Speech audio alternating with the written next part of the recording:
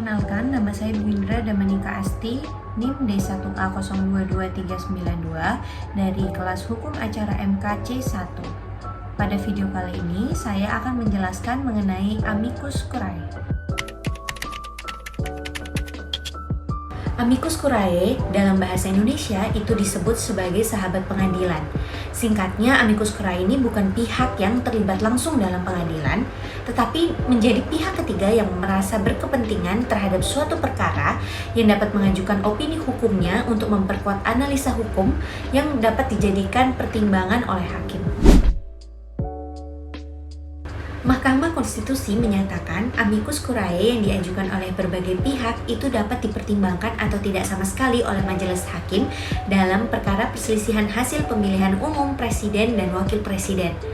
MK tetap akan menerima permohonan amicus curiae yang disampaikan oleh berbagai pihak karena keberadaannya ini bisa menjadi pertimbangan bagi hakim dalam menggali, mengikuti, dan memahami nilai-nilai hukum dan rasa keadilan yang hidup dalam masyarakat.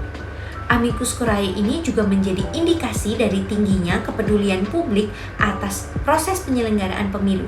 Jadi intinya amicus curiae ini dapat dijadikan sebagai bahan pertimbangan oleh majelis hakim dalam sengketa pilpres, akan tetapi kembali lagi dengan otoritas hakim itu sendiri apakah ia mau mempertimbangkan atau tidak. Dalam hal ini, siapa saja itu bisa menjadi amicus curiae, terutama orang yang memiliki pengetahuan terkait suatu perkara yang membuat keterangannya itu berharga bagi pengadilan. Jadi, tidak perlu harus menjadi pengacara untuk menjadi amicus curiae. Adapun orang-orang yang berpotensi sebagai amicus curiae, yaitu yang pertama, individu dengan keahlian atau kepentingan yang relevan dalam hasil kasus. Kemudian yang kedua, ada organisasi non-pemerintah yang peduli dengan permasalahan hukum yang dihadapi. Kemudian yang ketiga, ada institusi akademisi yang dapat memberikan wawasan keilmuan mengenai kasus tersebut.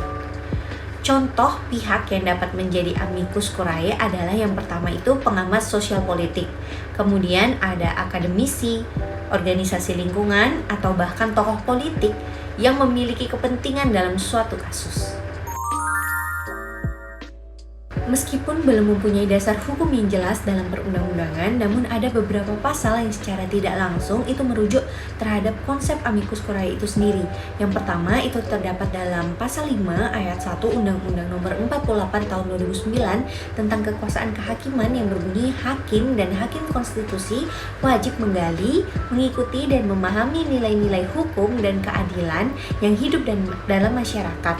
Dengan demikian sesuai dengan fungsi amicus curiae itu sendiri, yaitu memberikan keterangan hukum guna untuk membantu hakim dalam mengambil keputusan. Ini yang kedua, yaitu pada pasal 14 Peraturan Mahkamah Konstitusi nomor 06/PMK/2005 menyatakan bahwa pihak terkait yang berkepentingan tidak langsung adalah pihak yang karena kedudukannya, tugas pokok dan fungsinya perlu didengar keterangannya, atau pihak yang perlu didengar keterangannya sebagai pihak yang hak dan atau kewenangannya tidak secara langsung terpengaruh oleh pokok permohonan tetapi karena kepeduliannya sendiri terhadap permohonan yang dimaksud.